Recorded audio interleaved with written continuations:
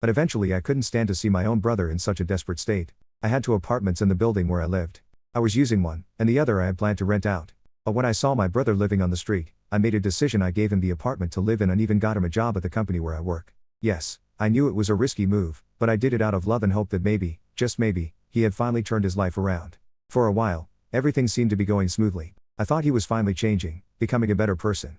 So, when I went on a business trip to open a new branch in another state, I asked my wife to keep an eye on him to make sure he stayed out of trouble. She assured me that everything was fine, so I had no reason to suspect anything was wrong.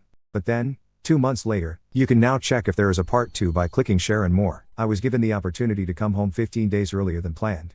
I didn't tell my wife I wanted to surprise her. I missed her so much and was excited to spend some quality time together. I brought her flowers, chocolates, and her favorite perfume. I couldn't wait to see the look on her face. When I walked into the house, I went straight to our bedroom, eager to see her. But the moment I opened the door, my world shattered. There in our bed, lay my brother and my wife, sleeping together as if it were the most natural thing in the world. I was numb.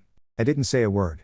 I just turned around, walked out, and broke down in tears. I don't know how long I stood there crying, minutes, maybe hours. But one thing was clear to me, I wasn't going to let this go. I took pictures of them together, grabbed screenshots from her phone, and then I left. When I called my brother's workplace, I found out that my wife had been lying to me all along.